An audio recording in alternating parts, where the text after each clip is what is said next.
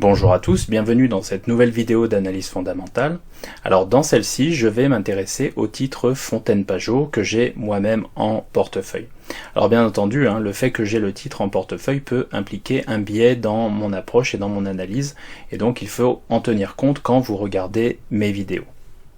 Alors on y va, petit rappel important, les informations présentées dans cette vidéo ne constituent aucunement des conseils en investissement, celles-ci ont un but purement éducatif. Par ailleurs, les éléments mis en avant dans cette vidéo ne constituent ni un conseil d'achat, ni un conseil de vente sur le titre présenté. L'investissement en bourse implique en effet des risques, comme le risque de perte totale du capital, et il est donc primordial que vous fassiez votre propre analyse. Alors dans cette vidéo, je vais utiliser les sites morningstar.fr donc pour récupérer les états financiers de l'entreprise Fontaine-Pajot. Je vais utiliser le site de Fontaine-Pajot, ainsi que Zone Bourse et unclestock.com, qui est le screener payant que j'utilise pour récupérer certaines données. Alors on y va, donc petite présentation rapide de Fontaine-Pajot. Donc Fontaine-Pajot est l'un des premiers constructeurs mondiaux de catamarans de croisière. En termes de répartition du chiffre d'affaires, on a 19% du chiffre d'affaires qui est fait en France, 45% du chiffre d'affaires qui est fait en Europe, 15% du chiffre d'affaires qui est fait aux États-Unis, 11% du chiffre d'affaires qui est fait en Asie-Pacifique et 10% du chiffre d'affaires qui est fait aux Caraïbes. Alors Fontaine-Pajot, c'est plus de 3000 bateaux vendus depuis 1976, ce qui veut dire que l'entreprise a un savoir-faire important. C'est également une entreprise familiale, puisque la compagnie du catamaran détient 54% du capital. Alors l'entreprise est composée de 1272 employés à temps plein, donc équivalent temps plein. Donc ce sont des données que j'ai récupérées sur le site de Fontaine-Pajot et qui datent de 2019. Bien entendu, il faudrait remettre ces chiffres à jour éventuellement. L'entreprise possède 2 sites de production en France et la capitalisation boursière de l'entreprise, qui est de 111 millions d'euros, nous indique que l'entreprise est une micro-cap, c'est-à-dire que c'est une entreprise avec une liquidité relativement faible. Donc bien entendu, il faut en tenir compte lorsqu'on s'intéresse à ce genre d'entreprise. Alors les principaux concurrents de Fontaine-Pajot, et ce ne sont pas les seuls, on va trouver des entreprises comme Beneteau, Katana, Lagoon ou Nautitech. Alors on a également d'autres concurrents potentiels de plus petite taille, bien sûr je ne les ai pas tous mis dans ma liste ici. Alors comme d'habitude, je commence avec la présentation des marges de l'entreprise. Donc si on se focalise sur les marges de Fontaine-Pajot, et en commençant comme toujours par la marge brute, on voit que l'entreprise a une marge brute supérieure à 40%. D'accord, en moyenne, on voit que la marge brute est comprise entre 42 et 45%. D'accord, donc ce qui veut dire que l'entreprise a un avantage compétitif, a priori en tout cas, au niveau de la marge brute. D'accord, ce qui est une très bonne chose. Alors, j'ai regardé un peu les chiffres dans le détail. Ici, on voit SG&A 5,3% des ventes, puisque c'est en pourcentage des ventes ici, donc en pourcentage du chiffre d'affaires. En regardant plus dans le détail, en fait, notamment sur unclestock.com, je me rends compte que le SG&A de Fontaine-Pajot, en fait, est très très élevé, puisqu'il représente environ 30% des ventes, 30% du chiffre d'affaires, ou environ 70% de la marge brute. D'accord ? Donc c'est vraiment une entreprise dans laquelle le SG&A en fait est important, donc ce qui veut dire tous les coûts de personnel, les coûts marketing, donc sont très importants pour l'entreprise Fontaine-Pajot. Donc Fontaine-Pajot a une marge brute supérieure à 40%, les frais généraux de l'entreprise, donc SG&A, représentent environ 70% de la marge brute, et l'entreprise a des frais de R&D et des frais des coûts de dépréciation et amortissement relativement faibles. D'accord ? Ce qui permet à l'entreprise d'avoir une marge d'exploitation supérieure à 10% en moyenne. Alors si on descend au niveau de la marge nette, on voit que l'entreprise a une marge nette relativement faible, aux alentours de 5-6%. Alors cette relative faiblesse de la marge nette peut s'expliquer par le réinvestissement permanent de l'entreprise qui essaye de croître année après année. Donc on peut penser que lorsque l'entreprise aura atteint sa vitesse de croisière et sa taille critique, on peut imaginer que la marge nette de l'entreprise pourrait dépasser les 10%. Alors on voit au niveau du retour sur fonds propres, donc du ROE, donc Return on Equity, que celui-ci est supérieur en moyenne à 20%. Alors on a un ROE qui est légèrement inférieur à 15% en 2017, mais si on prend les années 2015, 2016, 2018, 2019, on voit que celui-ci est en moyenne supérieur à 20%. ce qui est bien entendu une très bonne chose pour l'entreprise. D'accord, donc au niveau des marges, avantage compétitif a priori, au niveau de la marge brute, l'avantage compétitif n'est pas validé au niveau de la marge nette, puisqu'on a une marge nette inférieure même très inférieure à 20%. Cette faiblesse de la marge nette peut s'expliquer par le fait que l'entreprise est en forte croissance, et donc on pourra avoir une marge nette en augmentation ultérieurement. Alors, on va passer à la suite et on va se concentrer sur la croissance de l'entreprise, le taux de croissance de l'entreprise, en commençant par le taux de croissance des recettes, c'est-à-dire le taux de croissance du chiffre d'affaires. Alors, on voit que le taux de croissance de l'entreprise est très élevé, que ce soit en 2015, 2016, 2017, 2018, 2019, puisqu'on a un taux de croissance de 24% en 2015, donc croissance du chiffre d'affaires, puis 14% en 2016, 11% en 2017, puis 34% en 2018 et 95% en 2019. Alors cette forte croissance en 2019 s'explique probablement par l'acquisition de Dufour Yacht. Je pense que ça explique en partie cette explosion de la croissance en 2019. Quand on prend la moyenne de croissance du chiffre d'affaires sur 3 ans, on est à 43%, et quand on prend la moyenne des 5 dernières années, on est à 33%. Ce qui veut dire que le chiffre d'affaires de l'entreprise Fontaine Pajot croît en moyenne au cours des 5 dernières années à un rythme de 30% par an. Ce qui est un taux de croissance du chiffre d'affaires extrêmement bon. Alors bien entendu, si on regarde le résultat d'exploitation, on voit que c'est exactement la même chose, hein. Celui-ci est en croissance année après année, et si on prend la moyenne sur 5 ans, on voit que celui-ci est en croissance de 47% par an en moyenne. Au niveau des ratios de liquidité, on voit que le coefficient de liquidité est de 5,11, donc je vous rappelle qu'un coefficient de liquidité supérieur à 1 est le bienvenu. Ici on est à 5,11, donc un excellent coefficient de liquidité. On voit que le quick ratio, donc qui est un peu plus conservateur, est à 3,46, ce qui est un ratio excellent. On voit par ailleurs que historiquement, en fait, ce ratio chez Fontaine Pajot est élevé, puisqu'on voit que le coefficient de liquidité en 2015 est de 2,54, puis 3,01, 4,11, 3,49 et 5,11. C'est-à-dire qu'on a toujours un ratio de liquidité largement supérieur à 1. Quand on prend le quick ratio, c'est la même chose, on est toujours largement supérieur à 1, que ce soit en 2015, 2016 ou jusqu'en 2019. Alors on passe au bilan, et en commençant comme d'habitude par les actifs. Donc on se focalise dans un premier temps sur le total de trésorerie, quasi-trésorerie et placement à court terme. On voit que l'entreprise avait 46 millions d'euros de trésorerie à fin 2019, ce qui est une très très bonne trésorerie au vu de la taille de l'entreprise. Je vous rappelle que la capitalisation boursière de l'entreprise est de 111 millions d'euros, donc 46 millions de trésorerie par rapport à 111 millions d'euros. C'est une très très belle trésorerie. On voit que les stocks sont en augmentation régulière depuis 2015, on n'a pas une explosion des stocks, donc ça c'est plutôt bon aussi. Donc augmentation des stocks en ligne avec l'augmentation du chiffre d'affaires, donc ça c'est très bien.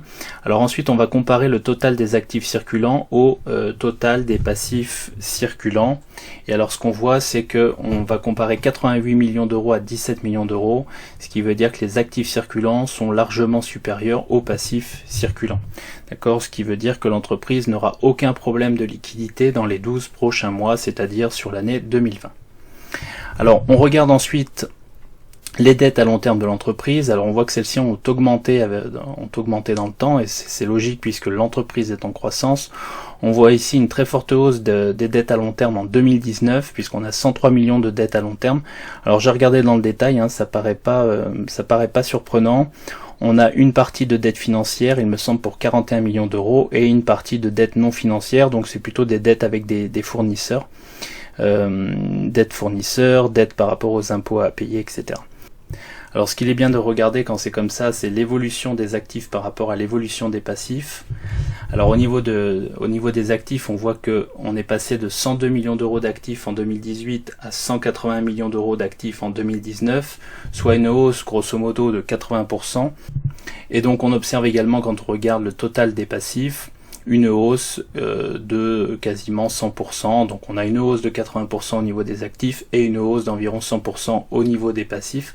Ça paraît tout à fait justifié. Alors on descend ensuite dans les capitaux propres, c'est la partie qui nous intéresse en particulier dans le bilan, et on va regarder comme d'habitude deux choses. La première, c'est les bénéfices non répartis, pour voir si ceux-ci sont positifs, c'est-à-dire s'il existe des bénéfices non répartis, et on voit que c'est le cas, et deuxièmement, pour savoir si ces bénéfices non répartis augmentent au cours du temps.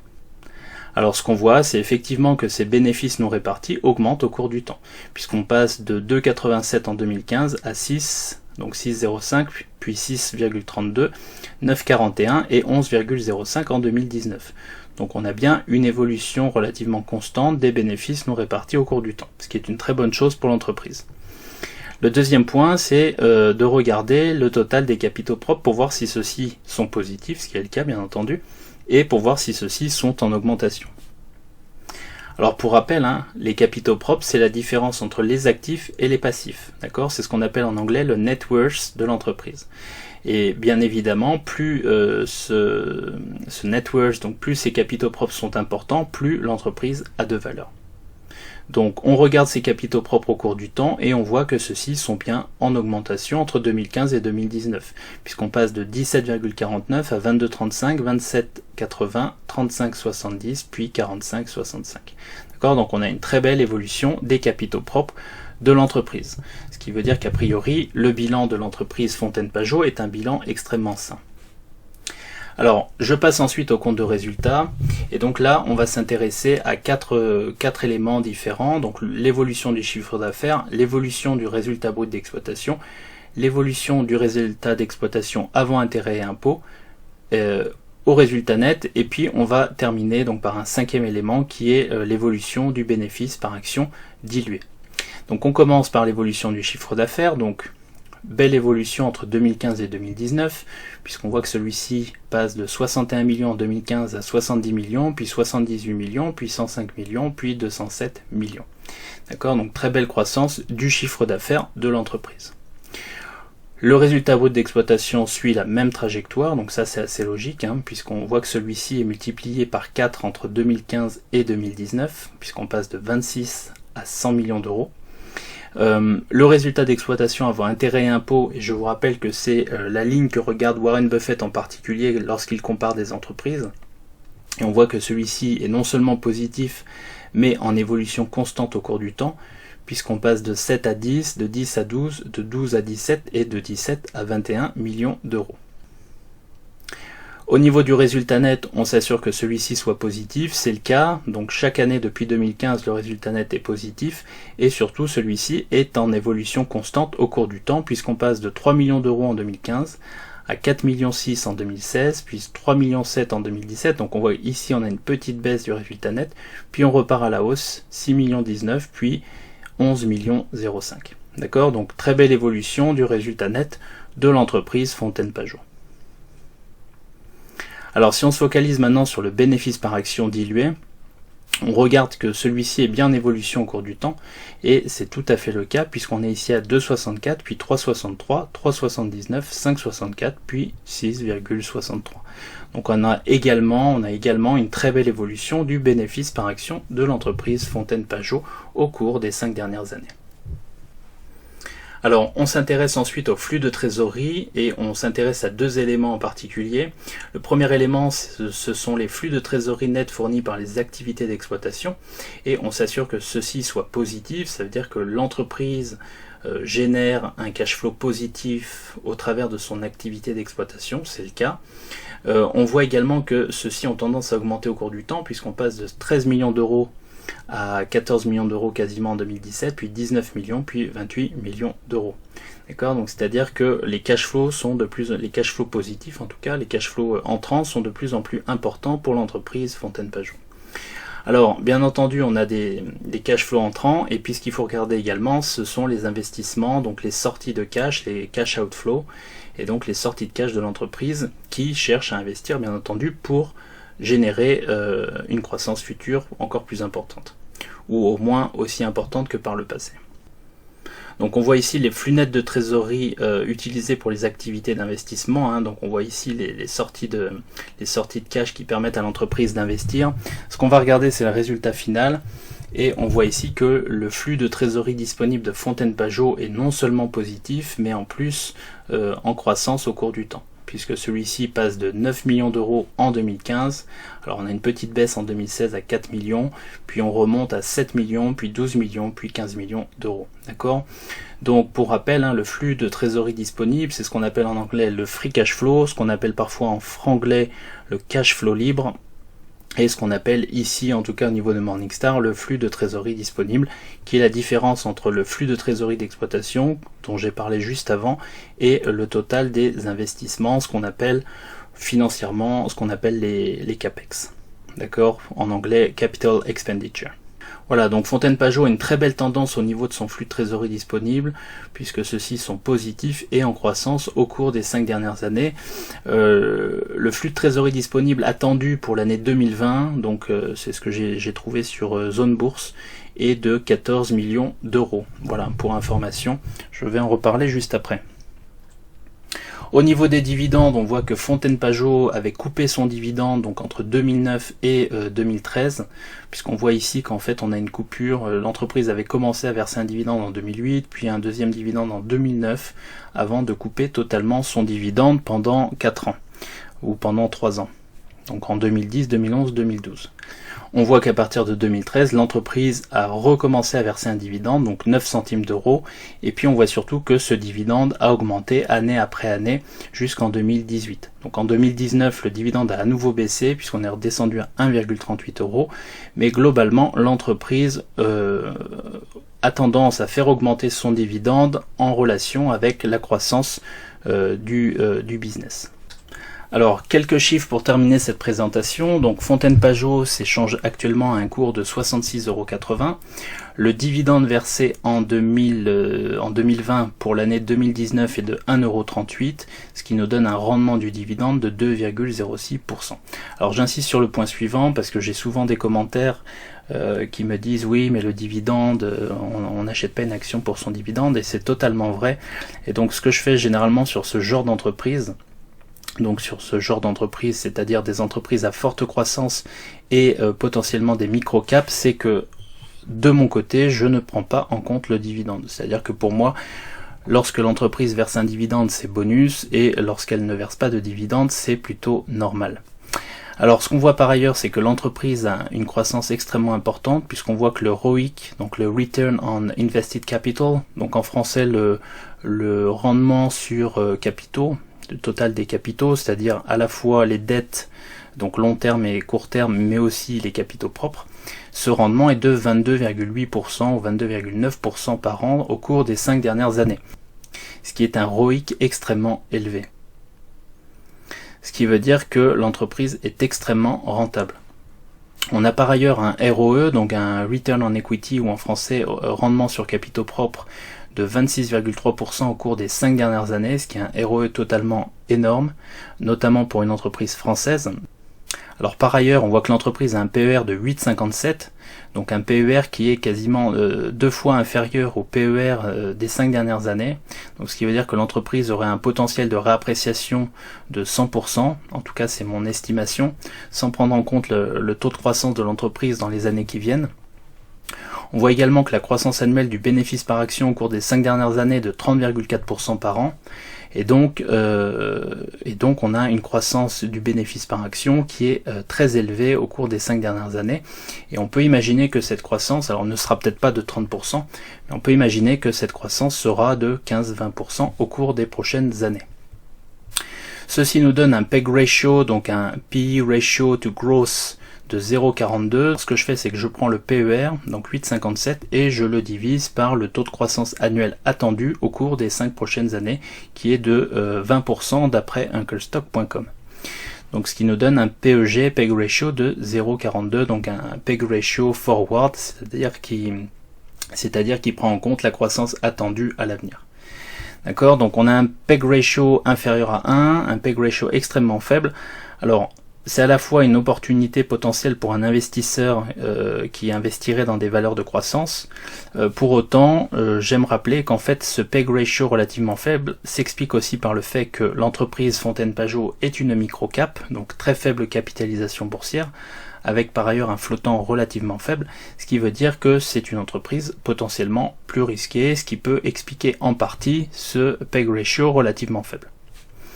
Alors au niveau du price to book, donc là on est sur des critères value plutôt, price to book et price to sales, donc prix par rapport au chiffre d'affaires, et là prix par rapport aux capitaux propres. Donc ce qu'on a ici, c'est qu'on a un price to book de 2,49 à comparer à un price to book au cours des 5 dernières années de 4,45. D'accord, ce qui me laisse penser également que l'entreprise, lorsque le cycle se retournera et qu'on repartira dans un cycle de croissance, un cycle économique avec une augmentation du PIB, on pourra éventuellement avoir un ratio ici qui peut doubler et donc une revalorisation du cours de Fontaine-Pajot qui pourrait être multiplié par 2. Donc on a à la fois une réappréciation possible au niveau du multiple suivant, au niveau du PER, et on a une réappréciation possible ici au niveau du multiple suivant, à savoir du price to book. On voit enfin que le price to sales, donc le prix comparé au chiffre d'affaires, est seulement de 0,50, ce qui est relativement faible. Alors au niveau de la dette nette sur EBITDA, on voit que celle-ci est négative à 0,28, donc ça c'est très bien, c'est-à-dire que l'entreprise n'est pas trop endettée. Et lorsqu'on prend un autre critère qui est la dette nette sur capitaux propres, on voit que celle-ci est de 48,46%, ce qui est relativement correct, puisque pour rappel, Peter Lynch aimait mettre des entreprises en portefeuille lorsqu'elles avaient une dette nette sur capitaux propres inférieure à 50%, qui pour lui était un taux d'endettement tout à fait raisonnable. Alors je terminerai ici cette vidéo avec les données de Zone Bourse. Donc j'ai récupéré le bénéfice par action estimé pour l'année 2020, donc 2,65 €, le cash flow par action estimé pour l'année 2020, donc 14,40 €, et le dividende attendu en 2020, donc 0,56 €. D'accord, donc ça c'est le dividende, le bénéfice par action et le cash flow par action attendu par le consensus. Ça ne veut pas forcément dire que ce sont ces chiffres qui vont apparaître ou qui vont être validés en 2020. Alors, si on fait le dividende attendu, donc 0,56 divisé par le bénéfice par action attendu, donc 2,65, ça nous donne un payout ratio de 21%, d'accord, ce qui est relativement faible. Si on fait le dividende attendu en 2020, donc 0,56 € divisé par le cash flow par action attendu en 2020, donc 14,4 €, ça nous donne un cash dividend payout ratio de 4%, d'accord, ce qui est aussi extrêmement faible. Donc ces chiffres nous laissent penser qu'il est tout à fait envisageable pour l'entreprise de verser un dividende de 0,56 € à la fin de l'exercice 2020. Voilà, c'est tout pour ce titre. Donc pour rappel, c'est mon opinion personnelle. Ce n'est absolument pas un conseil d'achat ou un conseil de vente sur le titre. Chacun doit se faire sa propre opinion.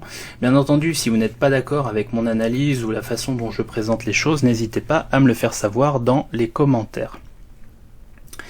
Voilà, dernière petite info, pour ceux qui attendent la vidéo, donc mon portefeuille PEA épisode 9, celui-ci sera mis en ligne vendredi prochain, puisqu'on n'est pas encore au mois de septembre. Donc vendredi prochain à 18 h, je mettrai en ligne la vidéo, donc avec la mise à jour de mon portefeuille PEA. Voilà, en attendant, si vous avez aimé cette vidéo, n'hésitez pas à mettre un pouce bleu. Si vous ne l'avez pas encore fait, je vous invite à vous abonner à la chaîne et je vous dis à très bientôt pour de nouvelles vidéos. Allez, merci.